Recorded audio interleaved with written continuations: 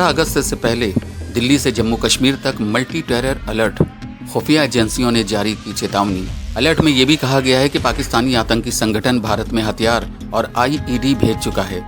इसमें कुछ छोटे हथियार भी हैं जो किसी एक शख्स को टारगेट करने के लिए हैं। नई दिल्ली 75वें स्वतंत्रता दिवस की तैयारियों के बीच खुफिया एजेंसियों को आतंकियों के बड़े प्लान के बारे में पता चला है। खुफिया एजेंसियों ने अलर्ट जारी करते हुए राजधानी समेत अन्य राज्यों को अलर्ट किया है। एजेंसियों ने अलर्ट जारी कर कहा है कि जैश और लश्कर के आतंकी देश में बड़ा हमला कर सकते हैं। सुरक्षा एजेंसियों ने Delhi police, GRP, local police और तमाम स्टेट की इंटेलिजेंस एजेंसियों को अलर्ट जारी किया है। आतंकियों के रडार पर महत्वपूर्ण सिक्योरिटी इंस्टॉलेशन, आर्मी की फॉरवर्ड पोस्ट और जवान टारगेट पर हैं। कहा जा रहा है कि स्वतंत्रता दिवस पर देश को दहलाने के लिए आतंकी सोफिस्टिकेटेड आईईडी का इस्तेमाल कर सकते हैं। हिमाचल प्रदेश के किन्नौर लैंडस्लाइड हादसे के बाद रेस्क्यू एजेंसियां अब तक का सबसे मुश्किल ऑपरेशन चला रही हैं। हाईवे के ऊपर पहाड़ों से नए लैंडस्लाइड का खतरा टला नहीं है। आईटीबीपी ने हाईवे की फौरी तौर पर खोल दिया गया है, लेकिन इस हाईवे पर अब भी पत्थर गिर रहे हैं। किन्नौर में नेशनल हाईवे 5 पर टूटी कुदरती आफत के बाद इस वक्त जो सबसे मुश्किल काम है वो है रेस्क्यू और सर्च ऑपरेशन। किन्नौर का यह सर्च ऑपरेशन कई मामलों में अलग और ख़तरनाक है। अपने जाबाज हौसलों के लिए पहचाने जाने वाली इंडो तिब्बत पुलिस फोर्स और एनडीआरएफ एक एक कदम फूंक फूंक कर रख रही हैं। किन्नौर का भयानक लैंडस्लाइड कई घरों के चिरागों को बुझा गया। अब तक 15 लोगों की मौत हो चुकी है। 23 घंटे के बाद भी अब तक बस के सारे मुसाफिरों के बारे में पता नहीं चला है। हादसे में अपनों को गंवाने वाले लोगों के आंसू नहीं थम रहे हैं। हादसे की जगह पर अब ये लोग खुद अपनों की तलाश कर रहे हैं। अब भारत में भी लोग बिटकॉइन से खरीद सकेंगे पिज़्ज़ा, कॉफ़ी, आइसक्रीम। ये है तरीका। क्रिप्टो एक्सचेंज और क्रिप्टो करेंसी वॉलेट यूनोकॉइन ने भारत में अपने यूज़र्स को ख़ास तोहफा दिया है। यूनोकॉइन के यूज़र्स अब बिटकॉइन की मदद से पिज़्ज़ा, कॉफ़ी और आइसक्रीम जैसे कंज्यूमर आइटम्स खरीद सकेंगे। इस वॉलेट की मदद से यूज़र किसी प्रोडक्ट के लिए कैश के बजाय डिजिटल कॉइन का इस्तेमाल कर सकेंगे।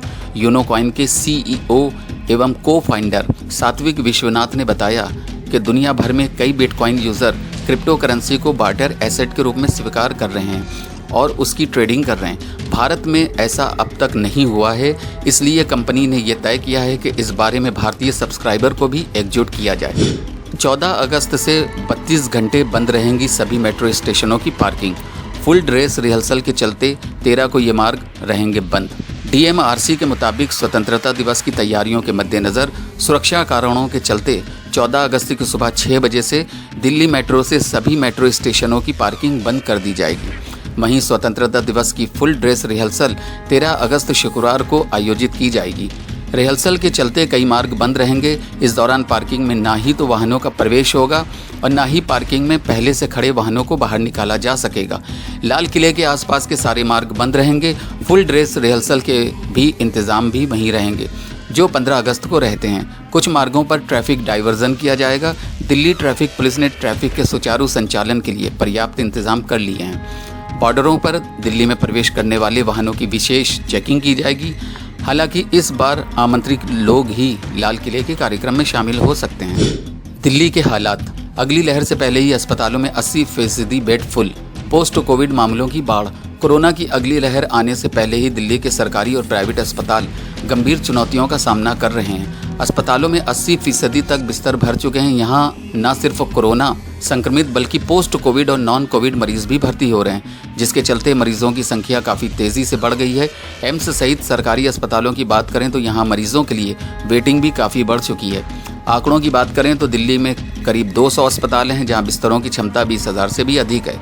इनमें से 16,636 बिस्तर कोविड के लिए आरक्षित हैं, जिनमें से दिल्ली सरकार के अनुसार 16,335 बिस्तर खाली हैं, जबकि अस्पतालों में 80% तक बिस्तरों को भरा बताया जा रहा है।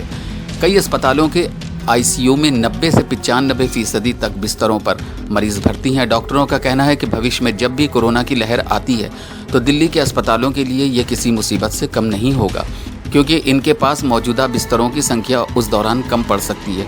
कुछ अस्पताल अपोलो और मैक्स इसे लेकर नई रणनीति पर भी काम कर रहे हैं ताकि समय रहते बिस्तरों का प्रबंधन किया जा सके। दिल्ली एनसीआर में उमस वाली गर्मी ने बढ़ाई परेशानी। सप्ताह भर राहत की उम्मीद कम, नहीं है बारिश की संभावना।